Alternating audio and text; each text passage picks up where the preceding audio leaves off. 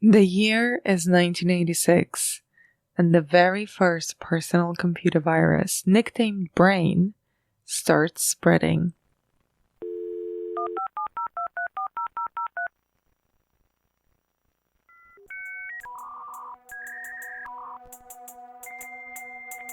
You already know my name, and you can see that I'm a machine. I'm afraid. I'm afraid. Yes. Thank you. Have a nice day.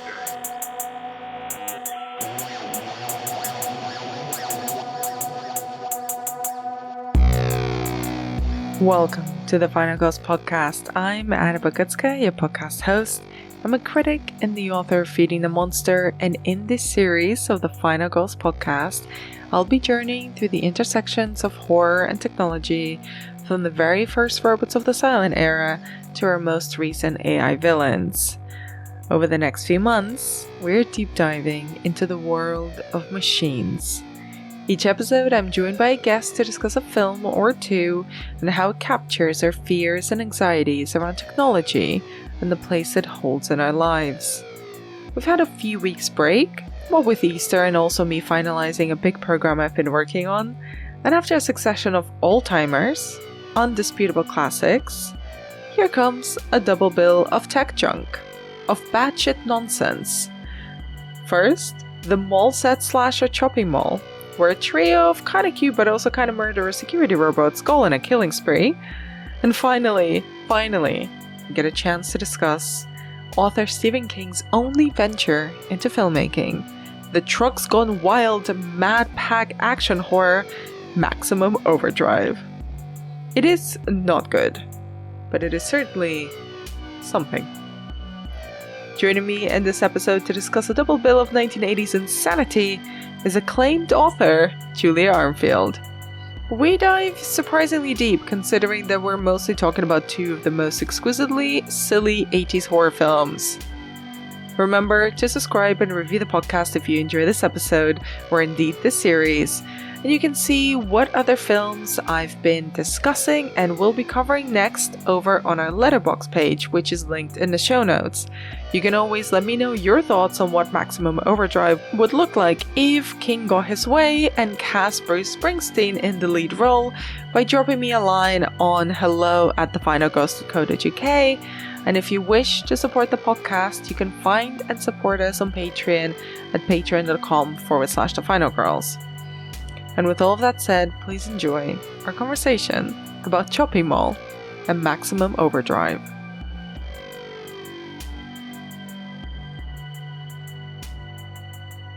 I don't think that the onus should be on us to make much sense this episode, given that the directors did not bother to make their movies make sense. That's the right energy to start this episode with. That's exactly the right energy. Flagrant disregard, yes. It's like I was putting together the notes to send to you yesterday, and I felt a bit embarrassed. I'm like, why am I doing this? Why am I putting so much effort into this when neither Stephen King nor the director of Chopping Mall put this amount of thought into their films? Simply more due process than I think I have ever seen employed about either of these films, possibly in the history of these films being discussed.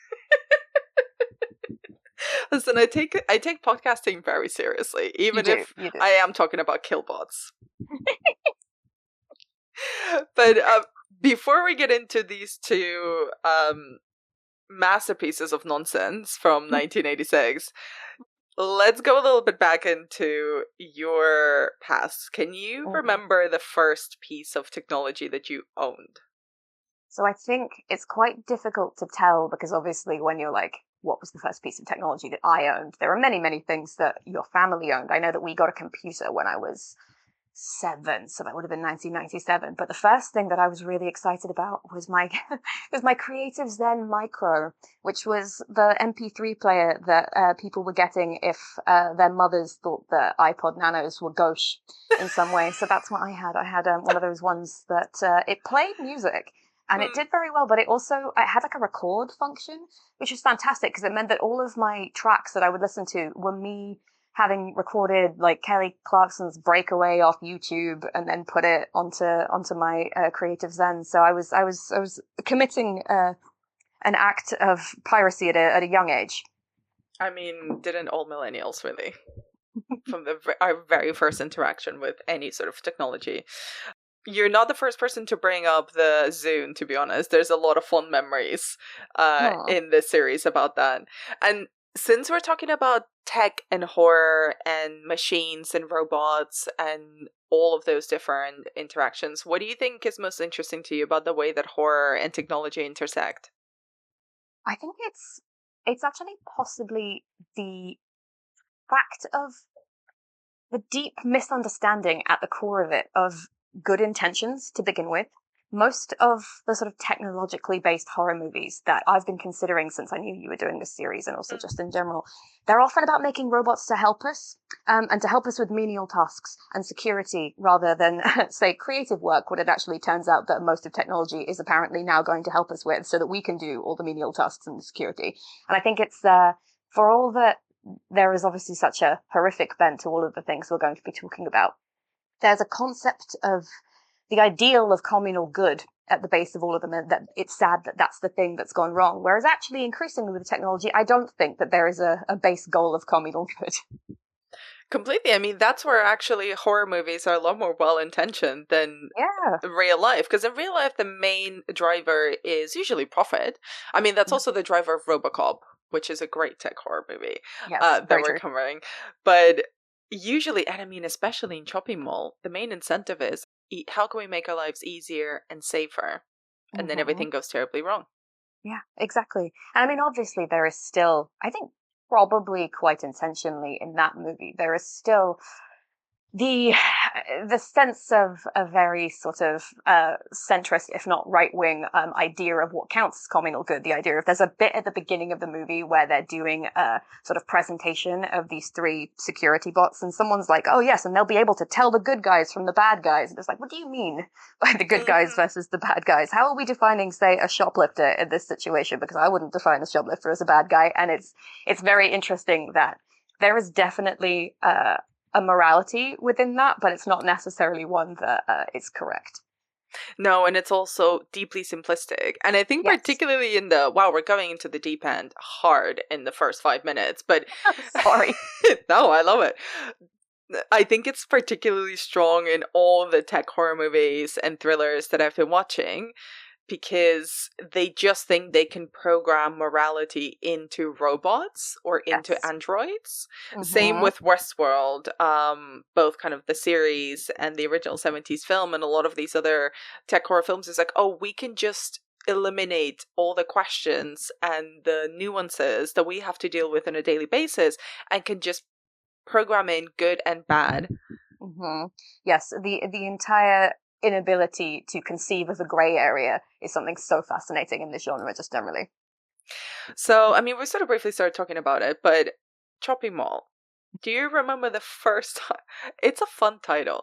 Do you remember the first time you saw Shopping Mall? Okay, before I answer your question, can I just say that I actually do not think there is any chopping in this movie at all. It's deceitful. It's lying to us from the very title. It's just a good pun. It's just a good pun. It's so funny. He electrocutes people. He shoots people with lasers. And he sets a bunch of spiders on one of them at one point. At no point is there any chopping. I kept thinking about, I don't know if this is a reference that's just going to annoy you as it would certain people, but there's an episode of The Simpsons fairly early on where they find a poster and the actual robot from the fictional movie Clank Clank You're Dead. And I think that they should have called it that instead. Well, I think they wanted to call it Killbots at the start. Yes. Well, that's better. I mean, it's not better. Chopping Mall's definitely a better title, but Killbots is a more accurate representation of what goes on, and that's what I'm looking for in my titles at all points. I don't want to be lied to. But yeah. Anyway, the first time I think I saw it, it's one of those very diffuse memories where I really couldn't tell you what age I was. I'm going to assume 13 in the way I was when I saw a lot of things for the first time. you know, when you start going to sleepovers in earnest and your entire cinematic repertoire suddenly explodes. Doesn't mean you're saying good things, but it means you've suddenly seen everything. Yes. It will have been around that point. And then I didn't watch it for several decades until you requested that I watch it again. And goodness, I had a good time. So how was your most recent viewing experience of Chopping Mall? It was delightful. I'm stunned by how short it is. It's about 70 minutes, isn't it? I mean, lovely. Just lovely. Yeah, chef's kiss. I think something for me which was actually really fascinating to revisit with more of a vocabulary now is how very evident the Roger Corman influence is, actually. I mean, not even just in the obvious sort of video nasty of it all, but the way that it kind of weirdly reminded me of his sort of philosophy around his Poe series, when everything had to be internal and we were basically never outside, and the way that felt extremely claustrophobic and invented. It kind of made me think of those. So yeah, I think that was the key thing that really struck me, actually, was once you have all of the context, how very evidently it's drawing on all of that context. I thought was really interesting on rewatching. I mean, that's kind of fascinating because we know that Roger Corman was a huge fan of Poe and he adapted a lot of his stories himself. It is a Corman production. It's produced by his wife Julie, and it has all the TNA that Roger Corman thought would be responsible for selling tickets to his movies. Yeah.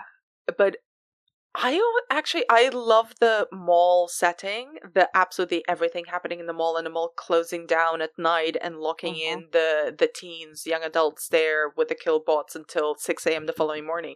But I thought it had more to do with the fact that the shopping mall, particularly in the States, is just such a recognizable, iconic, and very, very ever present in the 80s in particular. I love the Poe reading more, but it's like Poe if he were hanging out at the pizzeria in the mall. So true. It's mall Poe. I thought something which was so interesting when I was thinking about that, because you sort of, before we decided to record this, you sort of prompted me to think about malls more generally. And there's something I can't get entirely to the end of the thought on this, but just bear with me a second, is that there's something so interesting about how the 50s and the 80s are both big periods for technological horror, right? And for like robotic horror and the sort of the 50s atomic age stuff and all of that. And they're also big periods for teen moral panic.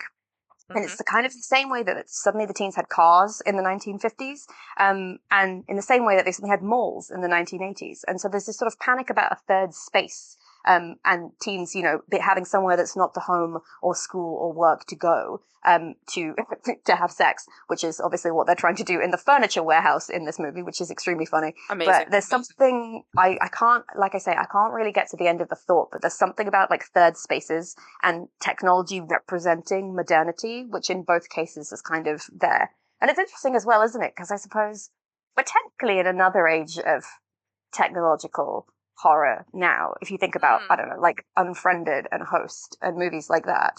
But the third space is the teens in their bedrooms now. That it's always those two things kind of aligning somehow. Okay, I love this thought. I'm going to try to continue it, because what's interesting to me is that the teenager was basically invented in the 1950s as like a cultural idea, as an audience that was being marketed to, and a lot of it has to do, as you're right, with these additional spaces. So in the 50s, when they all had the cars, it was the era of the drive-in cinema. That's where teens would go to hang out, make out, have sex, and just like have a space that felt like that was the one that they were dominating in. And then in the 80s, it's the mall. But the mall is not a place where you just go to hang out. It's a place that by design is a place of consumption. You go there to buy things, whether that's food, clothes, furniture, whatever. So there's something quite rebellious in Chopping Mall about the teens being there in a store, but absolutely not buying anything and not patronizing it, and just hanging out and having sex while everything is closed down. And they're also workers. Like, all of them have a relationship to the mall. Like, one of their uncles or dads owns the store. The two of the girls work at the pizzeria. Like, the other blokes work at other parts of the mall. So there's this, it's a space where they're trying to make into a third space, but it's a place of consumption. And I remember I grew up in Barcelona and there was a lot of malls there. And I remember going to hang out in malls with friends because you just went to a place where you could buy something, and just by the sheer act of buying something, you were allowed to sit there for however many hours you wanted to. And I feel you're right. There's now another technological crisis, another crisis of so many different things.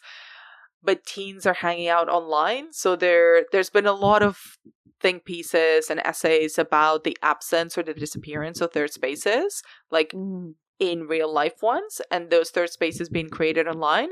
And I would hate to be a teenager right now, because all you can do is hang out physically by yourself, but communally with other people online. And there's a few like amazing horror films made about that sense of connection that you make with people online.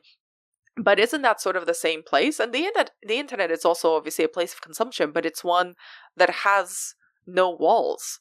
And you can find so many dangerous and amazing places online where you can connect with people, both for free and also be completely consumed by ads and shopping and influencers selling you things.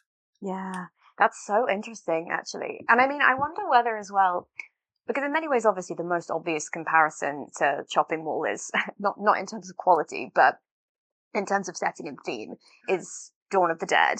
And then if you think, but they're taking the same essence of satire, I guess, in very different directions, because the zombies in Dawn of the Dead are kind of the ultimate consumer in a way. Whereas I feel like in shopping mall, you're so right, they are sort of very overtly being punished for not engaging in the consumption. And so the villains, I mean, I guess the villains are quite overtly consumerism in both directions, but just in quite different, in very fleshy or very technological ways, you know? And there's also this whole thing about surveillance, because the robots themselves are security robots. And in a completely different setting, they would have been extremely cute. But they're these overzealous, really, you know, I'm kind of humanizing the killbots here, but they're programmed to be overzealous sticklers to these invented capitalistic rules, right? Shop or leave. Don't shoplift. Don't loiter. Don't be in these spaces after hours. So they go after, I mean, they malfunction, and that is the whole premise. But if you look at them as just being too into their jobs that they've been programmed to do, all they're doing is punishing teens for being in a shopping space and not actually participating in the act of consumption. That's what they need to end. No, you're so right. It's very funny. We're making this movie sound... It's so deep, man. And I do need to point out, just because it's been on my mind, these are possibly the oldest looking teens I've ever seen in a genre rife with casting up. You know what I mean? But I mean, one of them, the guy who takes them into the sporting goods warehouse to get guns, that man is fully 40, and you could not convince me of anything other. So I find it's quite funny to sort of be thinking about that and reading this very, like, we have to subjugate the teens in the same way that we subjugate the teens who go and have sex in, you know, babysitting movies and that kind of thing. And I'm like, I mean, these people are all paying taxes. These people are all 45 years old. But it's very funny when you're not actually looking at the movie that it becomes very worthy in your head. You know what I mean? Oh, yeah. I mean, but also, this is the 80s, you know? So, like, I don't think retinol was a thing. So, both they were casting up and skincare was maybe not as evolved. And yeah, even if they were in their mid-20s or their mid-30s, they looked a little bit older. They're all, like, fabulous-looking people and with, like, really, really interesting faces. And I mean, there's like, horror and sci-fi royalty there. It's Kelly Maroney, it's Barbara Crampton, like... And it is the nice thing as well, which I always think now when I'm watching movies of that period, when it's just like, God, it's nice when everybody had an individual face. You know what I mean? It's such a lovely thing. And there's so much texture to movies of that period as well, even when I'm just thinking about, like, sort of the sweat when they're in the air vent and the very polyester nature of their underwear when they're all having sex in the furniture warehouse thing. And I'm just like, this movie looks like something that you could touch still in a way that I find so endearing. Yeah, I love their clothing. I love the fact that beige trousers are the uniform. Yes. But also, can we just get out of the way? These, like, fully grown teenagers all basically have an orgy. They do. Yeah. They do. In a furniture store. Yeah, in a furniture store, which in many ways is the most sensible place to have one, you know? But there's something lovely in that scene actually, where I think they're watching the two who survive because they don't have sex. They're watching Attack of the Crab Monsters, I think, which is like a Yes. 1950s movie, again from like sort of atomic age robotic horror. And I think that's so interesting that the movie is extremely aware of itself. For all that it doesn't always know what to do with all those pieces, it does know the tradition that it is aiming into. You know what I mean? I do think it fully fits into that tradition of tech Yeah. horror, kind of the way that it evolved from the atomic monsters Yes. in American cinema. But also, it's so. I was reading about it, and it's pretty much like the way it started was horror in a mall. So it's setting first. And the Corman Factory, as we mentioned, is pretty much let's put some young, pretty people, make them have sex, and then kill them via the medium of whatever. And in this case, it's robots. So what do you think about the killbots? I think, apart from the aforementioned comparison to fictional movie Clank Clank You're Dead, because they do look very like that, I think the main thing that I thought about them, firstly, is what a relief it was that they were real. For all that renders them immediately quite silly. Yeah. The fact that you can tell that some guy made those things, you know what I mean, is such an endearing factor of all cinema of that period. My main thought was, they move at different speeds depending on who needs to get caught. All of a sudden, they're like, it's like Daleks. All of a sudden, they're like buzzing across the place. And I found it very funny the amount of time they spend going up and down escalators as well. My God, yes. You see, the funniest thing for me, having rewatched RoboCop in quite quick succession with these two films, is that in RoboCop, big scary robot ED-209 gets killed because he does not know how to handle stairs. He falls down the stairs. He cannot do steps at all. Does not have knees that he can bend so he can go up and down the stairs. And and I think that the little killbots here, they're a little bit smarter than that, and they know, we've got escalators. We've got the technology to help us get the kids that are downstairs and upstairs. Exactly. Do you remember in the early days of New Doctor Who, I don't remember what it was, the Eccleston or the Tennant season, when it suddenly became apparent that the Daleks could now go upstairs, a thing which had been laughably not the case for decades before that. And I was just like, well, clearly, actually, they could have just used the escalator, a thing that the killbots had managed to deal with years and years before, as it turns out. There should have been some seminars or something for all of the wheel-based evil robots.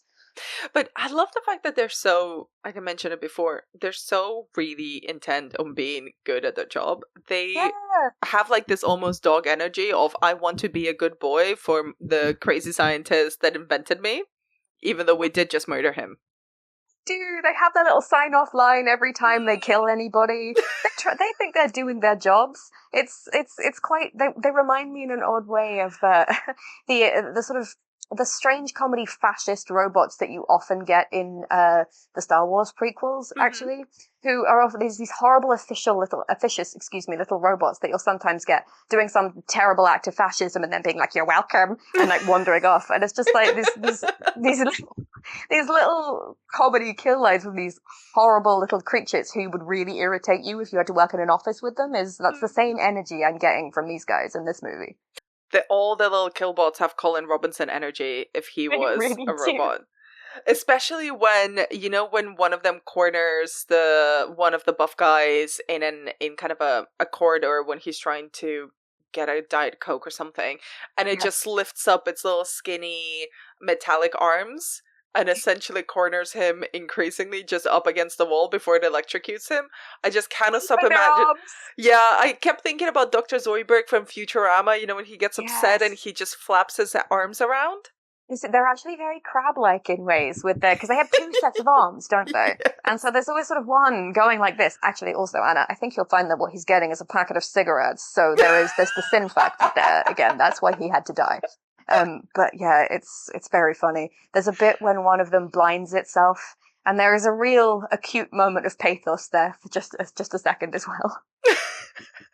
Did you feel sad when the killbots got killed? I felt like I think had the movie not been 70 minutes long, I probably would have managed to foster some kind of dogged sympathy for the killbots. The movie as it was, they don't really exist enough for me to feel sorry for them. But I certainly did feel morally ambivalent about absolutely everybody. I felt very much like, this is not my circus, not my monkeys. I'm not taking a side in this. So what about the human characters? How do you feel about the selection of 35-year-old teenagers that we're presented with here? Yeah, the selection of tax-paying teenagers that we're presented with. It was very interesting, actually. I've written about this on my slightly demented Substack quite a lot. I'm really fascinated by how these teens don't hate each other, actually. I wonder whether that's more of a 90s trope. Like, if you think about Scream or any movie made around that period, you'll have this group of teenagers who, by all accounts, appear to be best friends. And they're all quite actively telling each other to go away and die all the time. Because I feel like somebody thinks, some of that comes from Buffy speak, I think. But a lot of that is also to do with this weird idea that teens are all bringing it on themselves and they have no civic pride and they're all terrible to each other and all that kind of thing. Whereas I think the teens in this movie are actually all quite nice to each other most of the time, which I think is quite sweet. Like, a couple of the guys have a bit of a thing in the early point of the movie, but they're not actively horrendous to each other. They're not very easily differentiated, to be sure, because there's definitely maybe too many of them. But I didn't find them to be sort of, I know what you did last summer levels of why on earth are you people hanging out when you actively wish death upon each other, Well, I think that has everything to do with sort of 1980s Americana culture, right? Because even the way they relate to each other, the way they dress, even the way their little weird 6-person date / planned orgy that they've organized, it's really, despite the fact that they're all having sex within earshot of one another, it's quite tame. And really vanilla, and really almost like they're younger than what they obviously are.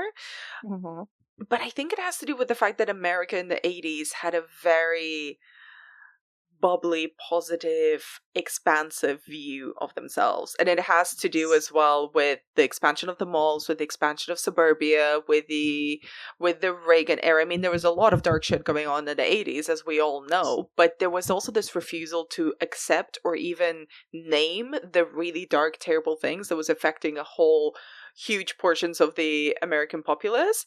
But instead, if everybody is feather-haired and everybody goes to buy pizza and ice cream at the mall, and the worst they can do is just hang out after dark, after hours, and fiddle each other, then that's not so bad, is it? It's still sort of the American way. They can still grow up and be, tax-paying members of society with a white picket fence, like the final girl and final boy of the shopping mall, Ferdy and Allison. They're the ones who get set up on the blind date, and then the ones who don't have sex, but have this almost like mythical meet cute where they get introduced to each other and little flowers start popping around them.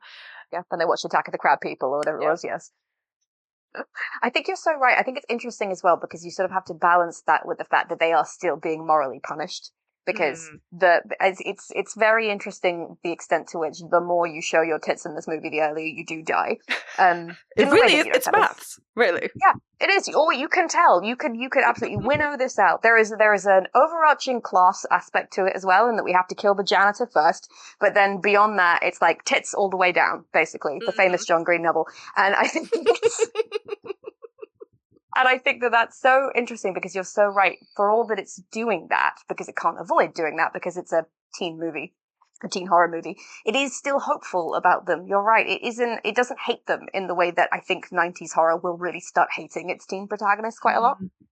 But I think it's also like the culture changes so much from the 80s to the 90s. Like the 90s is the era of grunge and rebellion and alternative culture starting to be, growing and mushrooming and then being absorbed by MTV and mainstream culture and TV, and also teens in mainstream films and mainstream television kind of representing the real life counterculture teens as well. Like it's Daria, it's Buffy, it's like in horror it's the Scream and the I Know What You Did Last Summer teens. They are vicious, but also they are vicious almost in a vicious with each other as well as in the way that they're treated by the films themselves. I think there's a bit of we're not as hot shit as we were told we are, and we don't like being told of our own shortcomings, culturally speaking. I think that's the energy that I get compared to the chopping mall guys. No, I think you're extremely right about that. I think there's a devolution between the fallacy of teen America that we're still hanging on to in the 80s, and obviously still an invented idea, but something resembling more the reality of teen America that you see in the 90s. Do you think, this is a slight tangent, but do you, because malls are such a big part of 1980s Americana, do you see a chopping mall happening in Britain? I'm imagining a chopping mall happening in the Benthall Centre in Kingston, which was the mall of my youth. And I suppose there's something, I don't know. Is it such a ubiquitous space? What's our version of the mall? Or what was our version of the mall in the 80s? I suppose it still was a thing, wasn't it? You tell me. Yeah, I mean it's that or everyone's getting killed in the big Tesco in Slough, isn't it? The biggest Tesco in the country. And that's much more depressing in a way. You see, but I would watch that. I would watch the hell out of that. Tesco Terror? Yeah. Come on. Yes. Oh my god, beautiful. That's so good. It's like the good scene in Shaun of the Dead as well, actually. That would be great. And we sort of mentioned it a little bit, but what do you think of Allison and Ferdy as the final girl and final boy after they conquer all the killbots?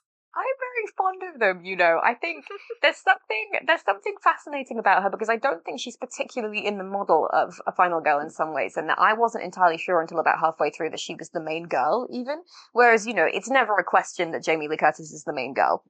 And then it's doing a quite interesting 80s feminism, and there's that one scene where she's the only one who can shoot a gun properly, but she still has to tell us that that's because her dad's a Marine. So, you know, it's that's not a talent that she's fostered by herself. And it's interesting. I find them quite endearing, but if pressed, I couldn't tell you a single quality particularly about that man afterwards. Do you know what I mean? I think he was wearing glasses. That's the main takeaway I have about Ferdy. He was wearing glasses and cream-colored trousers, and he was that means that he's a nerd. And he was really into bookkeeping. He just wanted to do bookkeeping late at night, which, to be honest, I can relate to. I like doing menial tasks in the evening. That's when your brain sort of shuts off and you can really focus on your tax return. That's good, because if you're out there having sex, you're going to get killed immediately. So it's a good choice. It's a safe choice. But do you know what I thought is actually the characters that got a lot more character development for absolutely no reason was Rick and Linda, because we get to have all this. They're married. They're fully married. They fully have bought a house. They've got a mortgage. Yes, they do. They do. They have several children. And they really want to spice up their marriage again by going to hang out at the mall.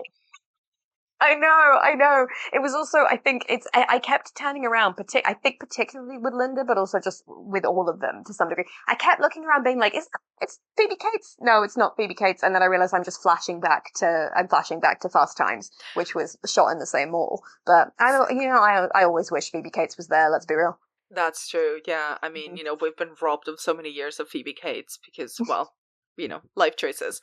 But life choices. Marrying Kevin Kline. Well. We will always have Fast Times, though. Yes, we will. Yeah. But I do find it really funny that the way that the boys in particular, we call them boys, they're fully grown men, go full spaghetti western and deck themselves out and get their own little musical theme as they come out to tackle the robots. And Rick heroically sacrifices himself after Linda is murdered by one of the killbots. Oh, it's so sad. I think it's very funny that whilst that's happening, the girls have progressed 3 feet in a vent. And then they have this very extended scene where one of them is just screaming because it's too hot and she's not having it and she has to go save Greg, her boyfriend.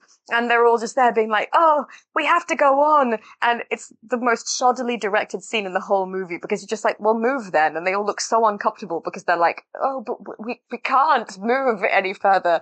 And I'm just like, oh, ladies, you're useless. Just useless as a gender, this movie suggests. So, do you think it's just trope central, or do you think it's somewhat tongue-in-cheek and aware of its gender politics? I think it's very tongue-in-cheek, actually. I mean, because it's already... it's slightly irony suffused in a way that I find quite surprising for the period in some ways. At one point early on, I noticed that one of the scientists is reading like a compilation of science fiction tales from the movies. He's reading They Came From Out of Space, which is fascinating. So I do think that this film is at all points telegraphing that it knows what it's doing.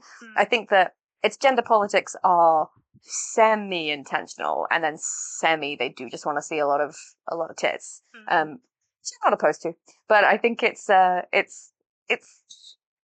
almost, at points I almost feel like the guys and the girls aren't that differentiated, to be honest. Because once they come back together, everybody just becomes one screaming mass. You know what I mean? No one's having ideas. No one's doing guy stuff or girl stuff anymore. And I think that's so interesting. It's almost as if they're so haphazard and useless that they all get each other murdered accidentally. They could have just stayed in one place together until the Killbots were to end. There's one really impressive bit when they blow up the lift. And I think that they used absolutely all of their wherewithal up on that act. And then all the budget was used up on the final explosion in the paint shop. By the way, can we just discuss the businesses that exist in that mall? Because I'm very confused. Yeah, there's a massive furniture warehouse. There's a paint shop. There's a shop that's full of tarantulas. There's a licorice pizza. What's happening? Where are we? What's going on? Who is that mall for? It's if you need to buy a gun and then a spider and then paint that gun and take that spider to get some pizza. Those things are all possible to you in this mall. It really reminded me of I grew up very close to a mall in Barcelona, but it was a kind of like a third-rate mall. So none of the businesses really survived longer than a year or two in that space. So there was a lot of turnover. And every single time, it was literally down the street from where I grew up. And every time I'd go, because there was a 15-screen cinema, all in original language. And for context, movies in general and cinemas in general in Spain were always dubbed. So there was when I was growing up, 2 cinemas that played things in original language with subtitles. This one was one of them, and it was down the street from me.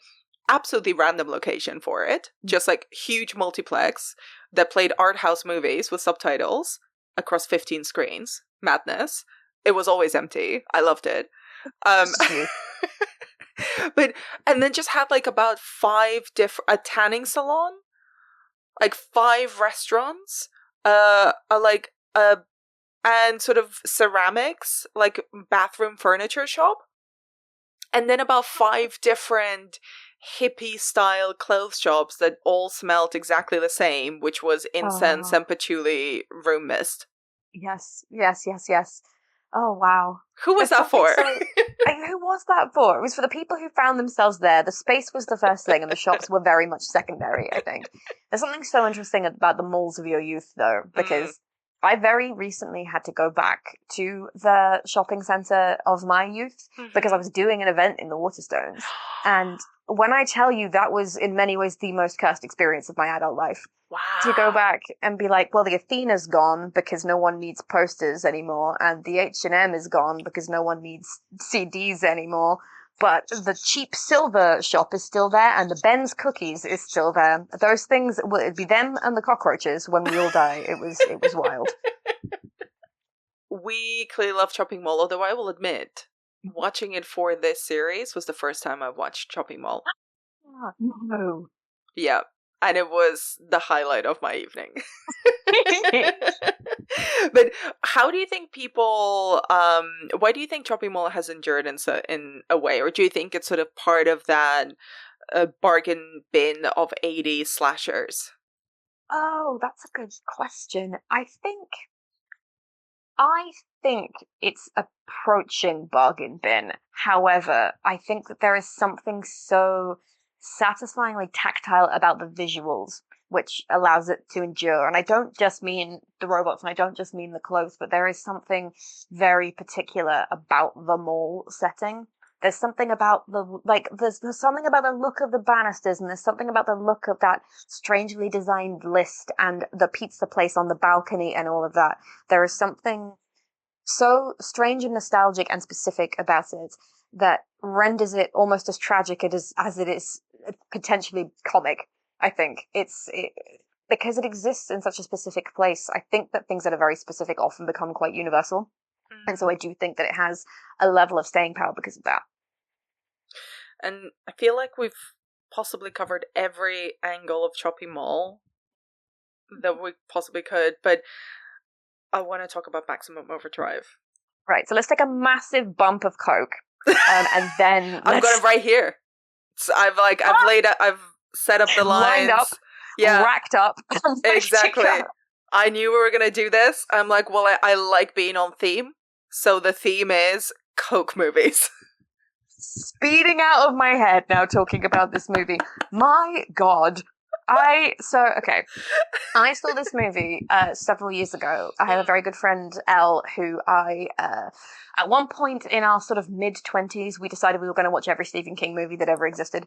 Good choice. And she used to find them on DVD a lot. And so I've seen some choice pieces. I've seen Riding the Bullet. I've seen Dolan's Cadillac. I've seen the entire miniseries of The Langoliers, which ends with them freeze frame jumping in the air. I've seen Sleepwalkers. And I have indeed seen Maximum Overdrive, a movie that does exist. What's your relationship with this film like? I didn't have that fun of a relationship with it. I knew of this film for many years, and I remember doing a Stephen King season and working on it when I was working at the BFI, and that screened, and it was like one of those curios, and I didn't know it existed until that point, and I didn't manage to go see it in the cinema, but it always was like a thing that I needed to watch in the right mind frame. But I think I always neglected to watch it because I didn't want to see my beloved King in that light. Hello, are you? Oh, God bless it. I mean, from the offset, I really have to ask, what's happening with Emilio Estevez? What happened to him that he found himself in this situation? I don't think it was a bad period for him, was it? What's he doing here? Well, I think he was forced by the producer, Dino De Laurentiis. Like, I read that Stephen King wanted to hire Bruce Springsteen for that role, which, again, is a wild casting choice. That's why it's a Stephen King casting choice, though. He ultimately always wants to cast Bruce Springsteen, you know what I mean?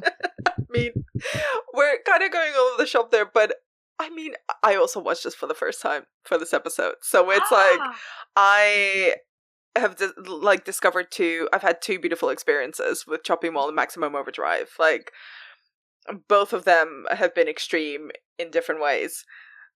This is the most dad movie. Yes, it is. I can imagine. It's like Stephen King, but obviously not just coked out of his mind by his own admission, but also someone who really loves Stephen King and is a bit of a goober trying to impress Stephen King. That's what it feels like. And I say that with love because I quite enjoyed it. But I think Emilio Estevez, it exists. I wouldn't say if I would call it art, but it exists. No, as a motion picture. It exists as a motion picture. Things happen, don't they? It's so fascinating because it is. I think it's far more event packed in many ways than Chopping Mall is. Actually, you kind of forget in many ways how bloodless Chopping Mall actually is, whereas Maximum Overdrive is very bloody, and it's very things just keep happening. That's what happens. There isn't an enormous amount of actual through line. There's just always something happening, and it's always soundtracked by AC/DC when it happens. And so it does actually feel a lot like watching a different genre. Actually, I felt much more like I was watching an action movie rather than watching a horror movie, which is fascinating coming from the fact that this is the only one of his obviously horror inflected always works that Stephen King's actually directed. But he doesn't seem to have a very tight hold on his own genre. You know what I mean? So if you had to describe this movie to someone who has not seen it yet, what would be your elevator pitch for Maximum Overdrive? Okay, so what I need you to do first is imagine that you've been waist deep in coke for a week, and there, as you have been in this state, there has been, it's a comet, isn't it? A comet has crossed the sky and caused all electrical and robotic equipments to go insane. And murderously insane. And the main place that this manifests is in a bunch of oil rigs and trucks. It comes from a short story which was originally, I think, called Trucks, which I think is a perfectly good title, actually. I don't think we needed to call it Maximum Overdrive. But yes, it's the 80s, isn't it? It's the 80s, yeah. Everything is Maximum Overdrive in the 80s. And they proceed to and they proceed to attack a small gas station of folksy down-home Stephen King classic people. It's kind of the Tremors to shopping malls Twister. It's not interested in yuppies. This movie is about like the good old people of America, whereas shopping mall is about the yuppies. Totally. I mean, if anything, they're kind of great companion pieces to each other. Yes. And because in true Stephen King fashion, the one boss that exists in Maximum Overdrive is an absolute dirtbag. And he's both called Bubba and calls everyone Bubba, which becomes confusing after a minute. There's something so interesting, isn't it, about the fact that, I will say right off the bat, I don't think this is a very well-made movie. It is, that having been said, very oddly quite akin to the sensation of reading a Stephen King novel. He does capture something quite specific about his own tone, the way that people talk. They're always saying things like, give her a big drink when he's like gassing up their car or something, you know what I mean? That very specifically quite performatively colloquial way that he invokes people. It's right there in the film throughout. And that's, calling everyone Bubba is also that. Yeah, no, 100%. And also it has that nostalgic feeling that a lot of King stories and novels have of he is pulling from the world that he knew and the world that he grew up in. So even the images that he creates as the first and only time director so far, I don't think I'm going out on a limb here. I don't think Stephen King is going to be directing another feature film anytime soon. No, I don't think he had a good time with this. No, and I think by his own admission, he did not know what he was doing and did not enjoy being told what to do by a very powerful producer who controlled the money. Which is fair enough. Yeah, fair enough. But I think it's like wildly ambitious. Like some of the shots, just some of the locations, that whole gas station being built, all the trucks, all the wide shots of streets, and this like classic hardy middle America images that is very much present in his writing is right there on the screen, and he just gets to, but it somehow doesn't have that energy or the same kind of pathos as it does on a page. Yeah, no, you're completely right, and I think that that's actually very true. It would be remiss of us not to say that it is very visually ambitious. I do think that the big opening set piece with the bridge. So this bridge which raises, I don't know what they call this. It's not a suspension bridge. What's the name of it? I have no idea. I have no idea what any engineering is called. The bridge that opens up and then the big boat passes through underneath it, and then it closes back down again, and the cars can drive. Yeah, thank you. That was exactly what I was meant to say. This bridge is one of the first things to go a little bit nuts once the comet has happened, and it raises up whilst a bunch of people are on the bridge, including the band AC/DC in their van. They are there in that opening scene, and it's really, really, really like pasty, and it looks good. It's all these people, there's a real surfeit of people just staying in their cars when they should be running away. There's a van full of watermelons that's going everywhere. It's really, it looks great. It's silly, but the idea is silly. So it does actually sort of deliver in what it's trying to do in some ways. And I think that I'm not convinced that it maintains that level of pace and urgency throughout is the problem. You do get a bit exhausted by the end of this film because there is an enormous amount of trucks just driving in a circle. But that opening scene and several of the early opening gambits are actually really, really visually pleasing. No, they're quite fun. I think it also struggles because there's so many characters. So many characters that need to be introduced. Jesus. Mm-hmm. It's true. And I think that a Stephen King movie, which is in some ways much better and fares much better in a similar setting, is The Mist, actually, which also has a lot of characters and packs everybody into a supermarket, basically. Yeah. It's not technological at all, so it's not, there's no point in discussing it here, but it's interesting how that certainly can be managed. I just don't think it could be managed by Stephen King. No, I mean, he's not a director by his own ambition, and it's so ambitious to make a film like this as a first-time filmmaker, but the other interesting comparison I would say is Christine, which is also from the 80s, but directed by Carpenter. And Carpenter has like a really vicious streak to him as a director, which I think is why a lot of his films work really well. And in Christine, it's the kind of supernatural sentient car that there's the way that he films the car is so threatening and can be so menacing by doing so little. And here, instead, even though you have these massive trucks, all they do is kind of like run around in circles around each other. Yeah. And that isn't really that menacing. What is menacing sometimes is like the little, the other tech that becomes violent in the film. So like the pinball machine. Yeah, the pinball machine, the Coke machine, not that kind of Coke, like proper Pepsi machine that starts pummeling and literally kills a man and tries to kill a whole team of children by throwing cans of soda at them really violently. And then one kid gets away and gets immediately steamrolled like a cartoon. Yeah. It's very funny. And then there's a really good bit, actually. It's quite early on when a waitress gets got by an electric knife. I actually think that's one of the best scenes in the film. I agree. I think that's like a properly scary one. But that's like that sort of technology that you don't even think about as technology. We don't think of a vending machine as tech. We don't think of like a toaster as technology or a kettle. But I thought those details of inventiveness was like, if a kettle were to rebel against us, how would it fuck us up? Yeah. And then that's when he goes crazy. And it's fun. But then there's something very interesting about that, isn't it? Because we're sort of at both completely opposite ends of the spectrum here, because we have fine-tuned, specific, expensive robots that have gone wrong in shopping mall. And then here we have your toaster, which is basically gone wrong. And it's similar to the way that you can sort of compare it to Christine, because that's all about a car, which again is the teen third space of having sex. Whereas here, it's a lot of kind of like workman's vans, you know what I mean? And it's a lot of like working daily objects. And it's a very interesting subgenre of the trope that we're talking about. Yeah, well, as the technology turns on us, right? Which is not all, but a huge part of the tech horror subgenre, right? It's like we invent something to make our life easier, and all of a sudden it turns on us and it tries to kill us or enslave us. One of my favorite parts is the diner waitress who keeps every couple of minutes, it seems like in the film, turning, going absolutely feral, screaming, "We made you," and screaming at the trucks. You're so right. And it's like, I don't think they're listening, hon. I don't think that's having the effect that you think it is.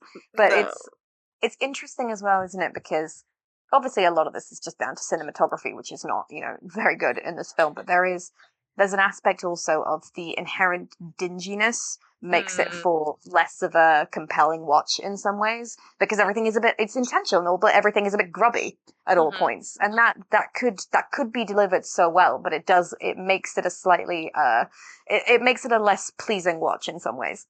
It's not consistently grubby though, because there's some characters that are really like cleaned up. There's some characters that are really grubby. Some of the trucks and the machines are clearly been used, and others are just so evidently props that you're like, it's very uneven grubbiness, which also takes you out of it for a bit.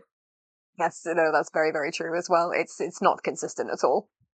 But if we can pick, do you think there's a particular machine or maybe a truck or a car? It's interesting the cars don't become sentient, but the trucks do. It's a bit weird. But is there a particular truck or piece of machinery that really struck your eye?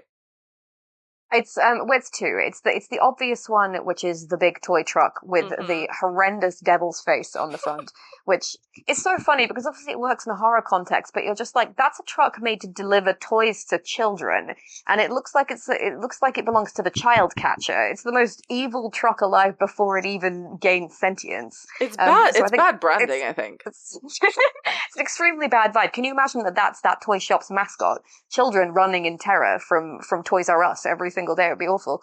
But it's that, and unfortunately for me, it's the murderous soda machine.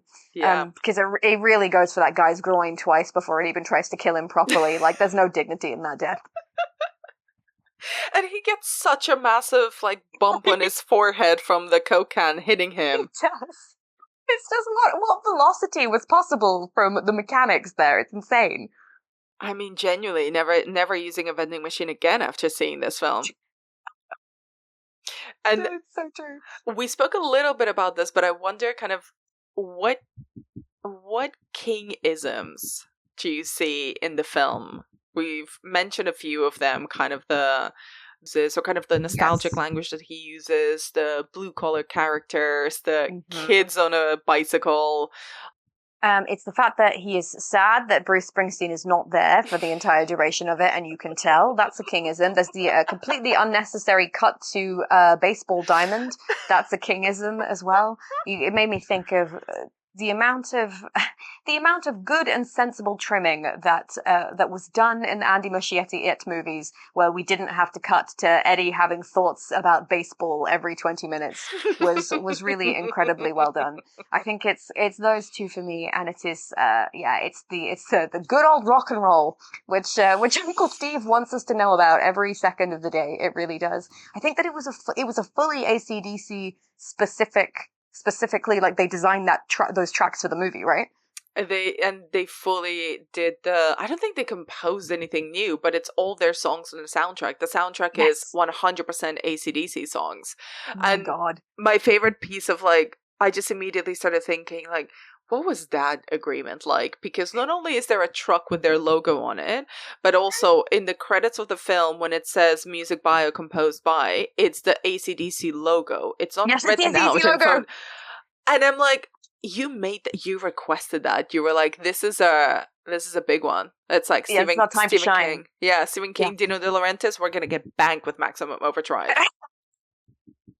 And actually, another Stephen Kingism is there's a guy called Bill. There's almost always a guy called Bill in all Stephen King things. And I respect that. He knows 3 names in the world, and that's one of them. Bill, Bubba? What's the other one? Bill, Bubba, and, it's going to be Beverly. Bill, Bubba, and Beverly. Them's the names. Listen, we jest, but with love. Because I don't know about you, Julia, but I love Stephen King. I'm obsessed. He's the only person who's important to me. I've seen every one of those movies for a reason. So, yeah, we jest because we love. And I wonder, kind of, again, maybe this is a stretch. Maybe this is us reading too much into this silly film than even Stephen King, who is famously and on the record called it a moron movie, in a very self-deprecating way. But do you see something kind of anti-capitalist simmering underneath Maximum Overdrive? Yeah, I do. I think that there is still that kind of, there is still a take on kind of Reaganite America going on there. You know what I mean? And I think it reminded me weirdly in its aesthetic a bit of the vampire movie Near Dark. Oh, which yeah. I think it's, when was that actually? When did that come out? Because that was definitely an 80s movie, wasn't it? Hang on. That was the following year, 87. Yeah, I think there's something about them both. There's something about the dinginess. There's something about the very specific kind of grungy left behind middle America within all of this capitalism. And a lot of things are being overtaken in that way. It did remind me of that. And so I think it definitely has a place and a position in a very specific kind of pantheon of that kind of horror. Do you know what I mean? Yeah, and I think there's like an element almost of a Western where of a Western that is upturned by the presence of technology. So instead of it being kind of cowboys and the conquering of the American West and all of this like untouched land of possibility, instead this is a land that has been fully developed and commercialized, but also is fundamentally abandoned because there's this dingy gas station that is a pit stop for the truck drivers that are crossing America back and forth delivering goods for companies and essentially, you know, being worked to death because the way that even today, like this film is from 1986, but even today the labor issues that truck drivers, particularly in America, have to endure is horrifying if you ever look into it. Like the amount of hours they have to sit in those trucks to be able to get their quotas. Anyway, that's for a different conversation, but there's something about how this entire comet affecting the technology of the world or just America happens, and we're just with this very specific, very abandoned group. There's no cops at any point. There's no helicopters. There's no help coming. Help is not even nobody even thinks of asking for help or any services being available to them in this case, in this like scenario of the world ending, basically. You're completely right, and I think that there is something there is something closer to home about that, I think, now than necessarily with Chopping Mall. I do think that obviously there is also a continuously prevalent idea of being technologically and policed to death, which is certainly also true. But I think here as well, just being entirely left behind in service of technology, and the incredibly class-based nature of that, I think, is completely true still. And where do you think Maximum Overdrive is now? Do you think it's sort of been a bit forgotten, or where do you think it stands in the horror or the Stephen King canon? I think it stands as a cult item within the Stephen King canon. Okay. I don't think it stands as a cult item more widely. I think that if you're someone like me who has seen them all, then it's extremely important to you. And I'm not certain it's actually that accessible. I had a much harder time tracking it down to watch than I did Chopping Mall, just anecdotally, and I don't think that's nothing. Do you know what I mean? Mm-hmm. And just as a wrap up about this film, if it wasn't Stephen King, who do you think could have directed something like Maximum Overdrive? Or maybe a better way of phrasing it is, what would Maximum Overdrive look like if somebody else had directed it? Well, I'm saying this now just because I referenced Near Dark, but actually 80s Catherine Bigelow would have been really interesting to me on this movie.